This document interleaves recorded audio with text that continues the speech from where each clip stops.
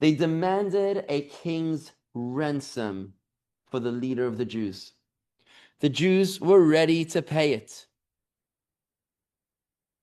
But they couldn't because Maharam of Rothenburg himself refused to allow the Jews to pay the ransom to rescue him.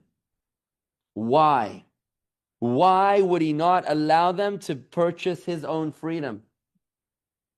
Why would he not allow them to practice the greatest mitzvah, the mitzvah of Pidyon Shvuim, of rescuing captives?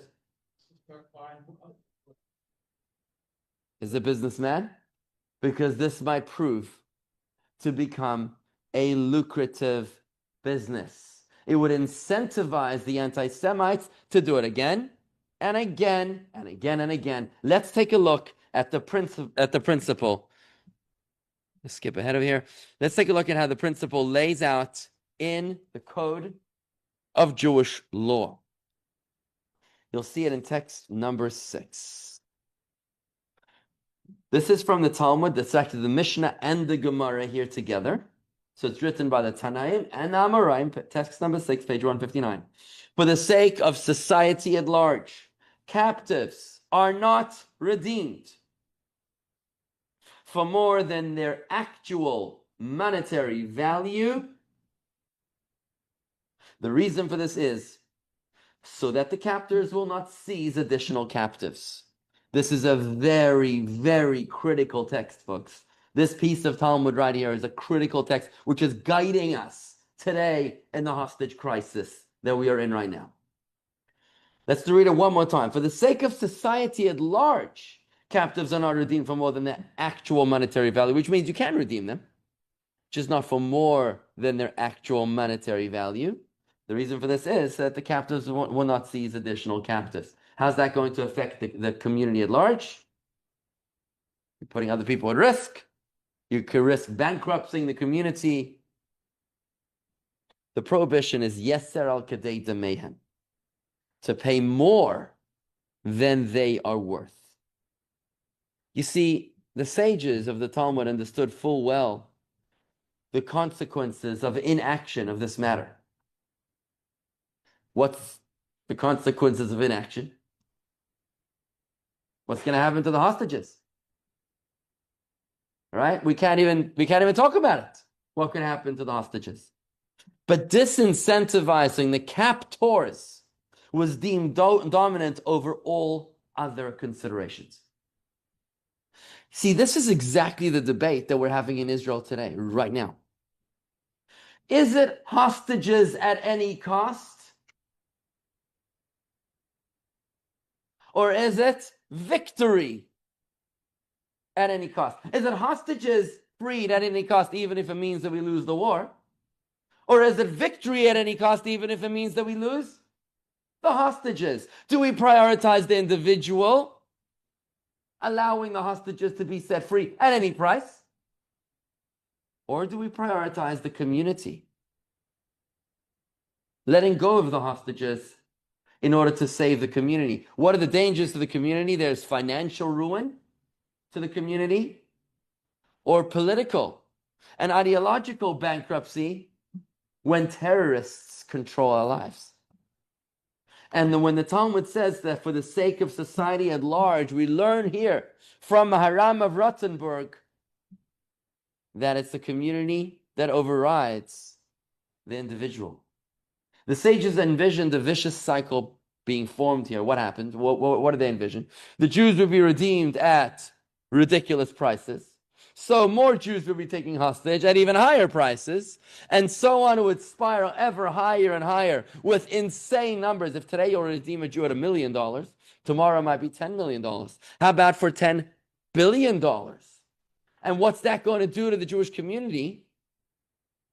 Until eventually they won't be able to afford it anymore. And then the hostages will languish in the prison unransomed anyways. So why wait till we drain the resources of the Jewish community? Let's just stop it right now. Now, how much is the value of a person? It says more than market value. How much is the value of a person? So you could argue Very simply that, today we don't have slave markets, but then they did. How much is a man of a certain age bracket and a certain health or fitness level worth? You would be able to check that. But Maharam himself, in his particular case, he was a great sage, not an ordinary slave. How much is his price?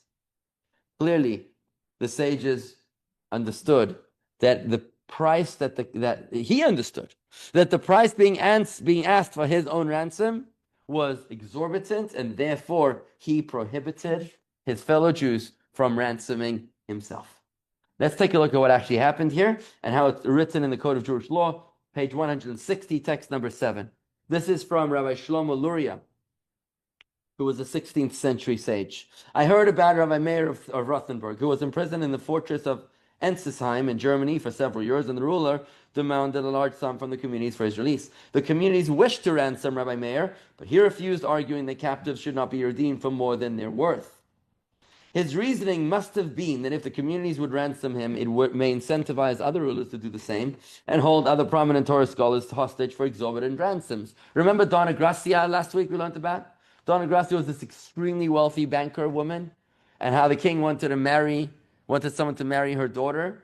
Well, simple solution. Take a Jew hostage, maybe a rabbi or something hostage, and then she'll pay any money in the world.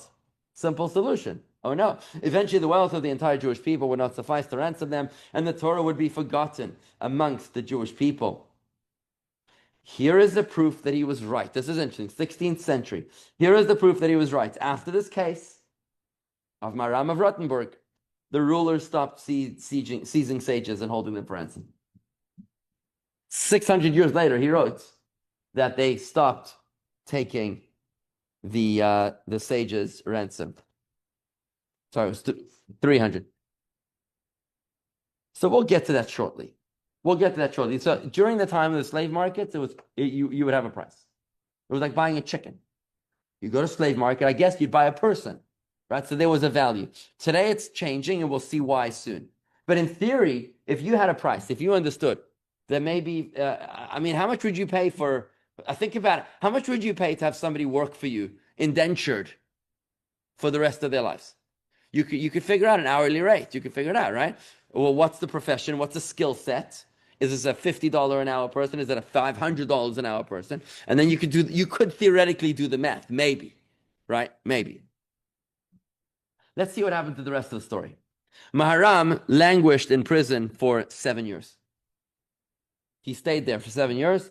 His students were able to visit him near the end. Throughout his entire time, he was able to write his responsa and to study. In one of his responsa, he actually makes mention of his sorry state. If you look at page 162, take a look at what he writes. Just interesting to how he addresses his conditions. Page 162, when I'm released to safety, I will gladly ensure that you receive a copy of my commentary on the sections of the Mishnah. During my imprisonment, I have not forgotten my Creator, and I've remained devoted to his Torah and the fear of heaven. And here's how he signs his name. From the soul obedient to your command, the impoverished, the individual forgotten of all goodness, the downtrodden doormat, once known as Meir, the son of Rabbi Baruch, of blessed memory. So he signs his name. He's not exactly doing that great in the self-esteem department after 7 years of languishing. He died in prison in the year 1293.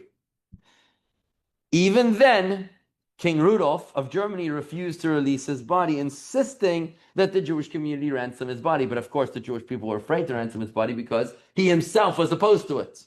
For 14 years, his corpse lay in this castle in Ensisheim. 7 years in prison, 14 years, his corpse is not released.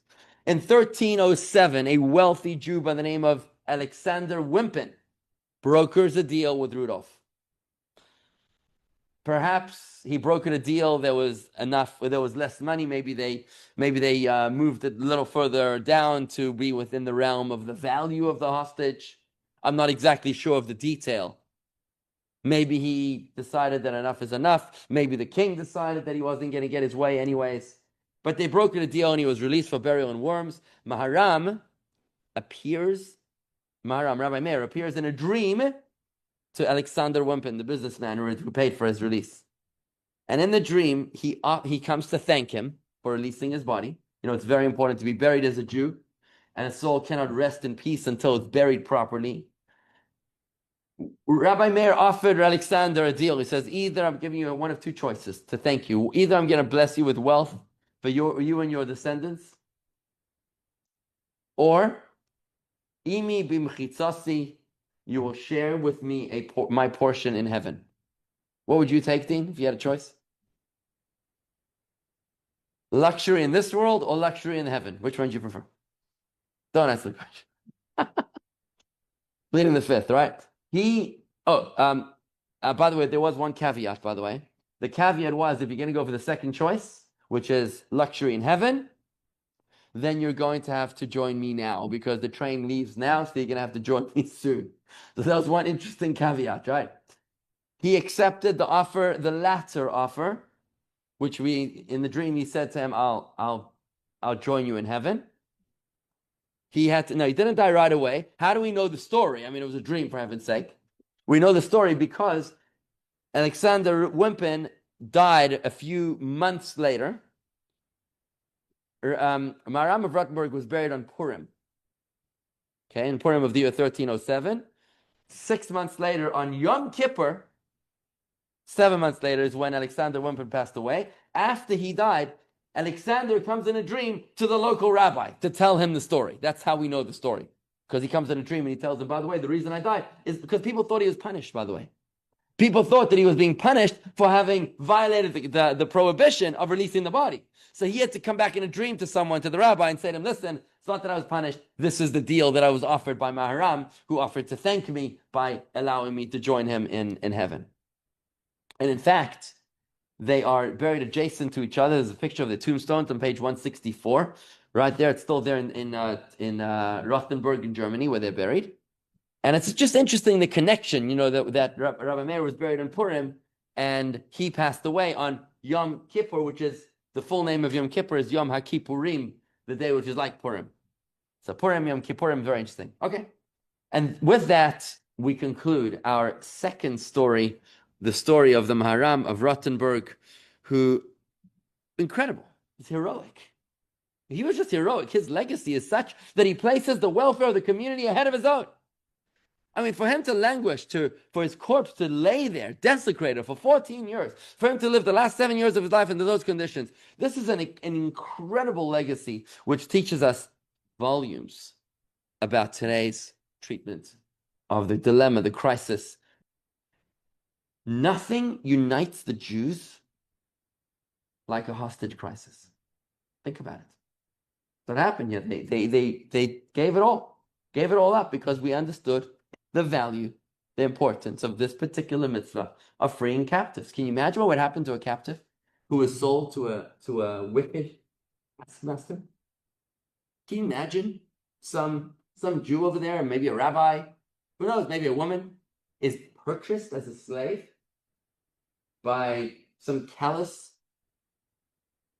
horrific person that doesn't care about them? Treat them like chattel. God only knows what kind of suffering they could possibly endure. This was a value that united the Jewish people together. Sinwar, may his name be blotted out and erased. May he burn in hell for eternity. Understood the power of hostages to unite the Jewish people. And what he did is that he weaponized it against us on October 7th. He weaponized it. Because we've seen the great lengths that Jews have gone to in order to ransom their fellow captives. That's the ultimate mitzvah. But we've also seen that there's a prohibition to overpay for hostages in the story of the Maharam of Rothenburg. Right, remember text number 6 from the Code of Jewish Law?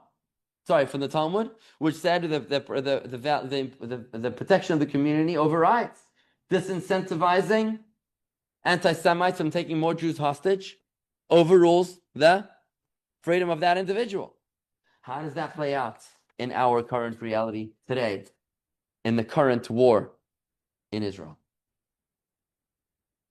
So let's talk about what overpayment actually means. It says you're not allowed to pay more than the value, right? That was text number 6, right? What was the exact words there?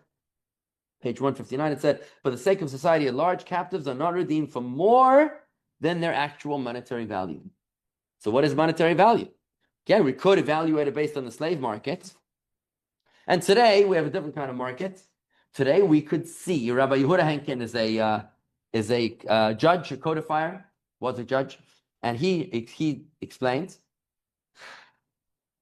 that if we could just look and see what countries will pay for their citizens to be rescued, then you'll know.